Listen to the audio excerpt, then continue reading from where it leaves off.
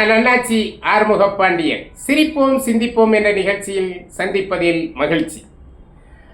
அருமை நண்பர்களே, நீங்கள் ஏதாவது ஒரு விழாவுக்கு போறீங்க. அந்த விழாவில் நீங்கள் மதிக்கப்பட வேண்டும்.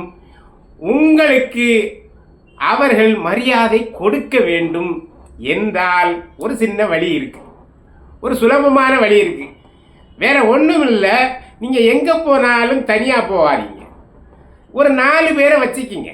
அந்த பக்கம் 2 பேர், இந்த பக்கம் 2 பேரை வச்சுக்கிட்டு கூட்டிக்கிட்டு உங்களுக்கு பின்னாடி அவங்க வர்ற மாதிரி நீங்கள் செட் பண்ணி வச்சுக்கணும்.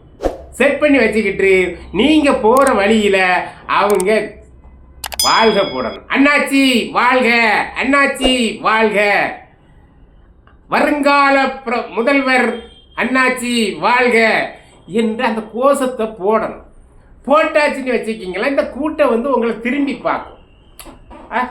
யாரோ ஒரு பெரிய ஆள் வர்றாரு அப்படின்னு நினைச்சிட்டு உங்களுக்கு மரியாதை கொடுக்கும், உங்களுக்கு மாலைகளை சூட்டி அழகு பார்க்கும், உங்களுக்கு சால்வை போட்டு சந்தோஷப்படுத்தும். நீங்கள் அந்த கூட்டத்தில் பெரிய ஹீரோவாக மாறிடலாம். இப்போ நாங்கள் இப்படிலாம் வேலைக்கு வைக்கிறதுக்கு இப்படி ஒரு 4 பேரை கூப்பிட்டு போனால் முடியுமா, வசதி இருக்கா அப்படின்னு நீங்கள் நினைக்காதீங்க. என்ன 10-100 ரூபா சம்பளம் கொடுத்தா 1 மணி நேரத்துக்கு வந்துட போகிறாங்க. ஒரு 4 பேர் 5 பேரை வச்சுக்கிங்க, சம்பளத்துக்காவது கூட்டிகிட்டு போங்க. அப்படி போனீங்கன்னா இந்த உலகத்தில் நீங்கள் சீக்கிரம் பிரபலமாகி விடலாம். ஒரு வழி. 2வது வழி, நீங்கள் உடம்பு நிறைய தங்கத்தை போட்டுக்கிட்டு போகலாம். சரி, இவ்வளவு தங்கத்துக்கு எங்கே போகுது அப்படின்னு கேட்குறீங்கல்ல, ஒரு 10 மோதிரம் வாங்கிக்கிங்க. அதுவும் தான் ஏகப்பட்ட லட்சக்கணக்கில் வருமே அப்படின்னு நினைக்காதீங்க. கவரிங்க தான் இருக்குது கவரிங்க.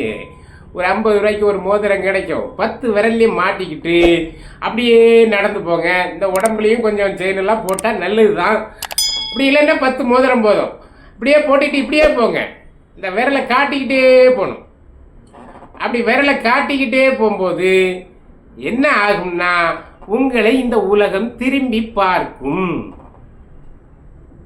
இந்த உலகம் உங்களை திரும்பி பார்க்கும். இப்போ வசதியாக இருப்பார் போல் இருக்க, இவர் கூட்டம் நடத்துறதுக்கு நமக்கு டொனேஷன் கொடுப்பார் போல் இருக்க என்று நினைத்து உங்களுக்கான மரியாதையை இந்த உலகம் தரும். உட்கார சொல்லும் போன உடனே. அடுத்து 2வது வழி, 3வது வழி. சரி, இந்த 2 வழியும் செஞ்சாச்சு. 3வது வழி, நல்ல பட்டாடை, பட்டு சேட்டை, பட்டு வேஷ்டி, பட்டு சட்டை போட்டுக்கிட்டு போனீங்கன்னா உங்களுக்கு மரியாதை கிடைக்கும். அப்படி இல்லைன்னு வச்சுக்கிட்டீங்களா, ஒயிட் அண்ட் ஒயிட், நல்ல கதர் வேட்டியும் கதர் சட்டையும் போட்டு ஜிம்முன்னு அப்படி கம்பீரமாக போனீங்கன்னு வச்சுக்கிட்டீங்களேன், நீங்கள் படிக்கணும்னு அவசியம் இல்லை, வசதியாக இருக்கணும்னு அவசியம் இல்லை, நீங்கள் அறிவாளியாக இருக்கணும்னு அவசியம் இல்லை. இப்படி ஒரு மிடுக்கான ட்ரெஸ்ஸு, அதாவது ஒயிட் இல்லைன்னாலும் மிடுக்காக போட்டு போகலாம். மிடுக்காக போட்டு போனீங்கன்னா இந்த ஆடை தான் மனிதனுக்கு அழகு. அப்போ அந்த ஆடையை நீங்கள் மிடுக்காக போட்டு போனீங்கன்னா அந்த சபை உங்களை அங்கீகரிக்கும், உட்கார சொல்லும். நீங்கள் போன உடனே பக்கத்தில் உட்காருங்க சார், என்ன அவன் எந்திரிப்பான், நமக்கு இடம் கொடுப்பான். அவன் ரொம்ப படிச்சிருப்பான், இருந்தாலும் நம் ஆடைக்கான மரியாதையை அவன் கொடுப்பான். தெரிந்தா? இந்த 3ம் இருந்தால், இப்போ நான் சொன்ன இந்த 3 வழியும் நீங்கள் கடைபிடித்தீர்கள்னா நீங்கள் எப்படா பேசுவீங்கன்னு நினச்சி காத்திருப்பான். அண்ணாச்சி சொன்ன நல்லா தான் சொல்லுவார். எது? நீங்கள் 4 அடியாளை வச்சுருக்கீங்க, 4 ஜால்ராவை வச்சிருக்கீங்க. அதனால அண்ணாச்சி சொன்னா சரியாத்தான் சொல்லுவாருன்னு சொல்லுவான். அப்புறம் நீங்க ஏதாவது பேசுங்க அம்மா. ஏன்? நீங்க தங்கத்துல எல்லாமே புரள்றீங்க, வசதியாக இருக்கிறீர்கள். நீங்கள் உங்கள் வசதியை காட்டுவதற்கு இந்த தங்கம் பயன்படுகிறது.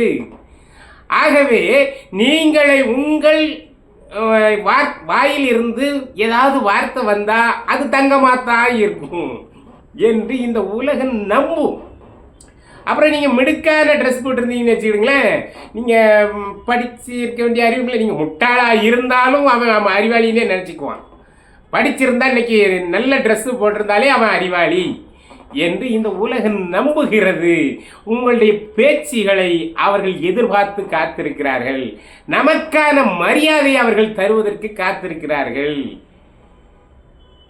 ஆக இந்த மூணும் இருந்தால் அவர் சொல்லுகின்ற எந்த வார்த்தையும் நல்ல வார்த்தை தான் என்று நான் சொல்லலை.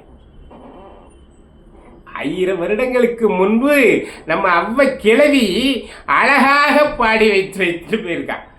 எவ்வளவு அழகான பாட்டு பாருங்க.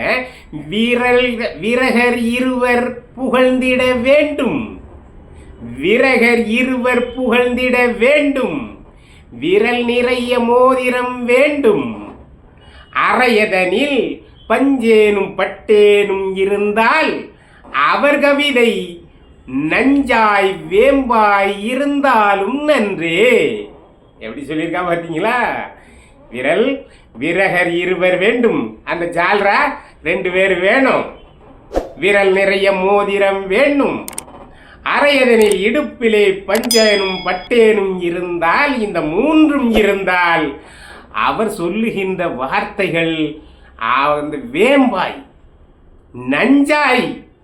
நஞ்சாய் இருந்தாலும் நல்லா தான் இருக்குமா. வேப்பிலை மாதிரி கசந்தாலும் அண்ணாச்சி சொன்ன சரியாத்தான் இருக்கும் என்று இந்த உலகம் சொல்லும். ஆகவே இந்த பகட்டு என்பதுதான் இந்த உலகத்திற்கு தேவை. அந்த பகட்டை நீங்கள் உருவாக்கி கொள்ளுங்கள், செயற்கையாக உருவாக்கி கொள்ளுங்கள். நீங்கள் பிரபலமாகிவிடலாம். நீங்கள் எங்கே போனாலும் உங்களுக்கு மரியாதை கிடைக்கும். வாங்க, உட்காருங்க, இருங்கன்னு அவன் இருக்கிற நாற்காலியை நமக்கு கொடுப்பான்.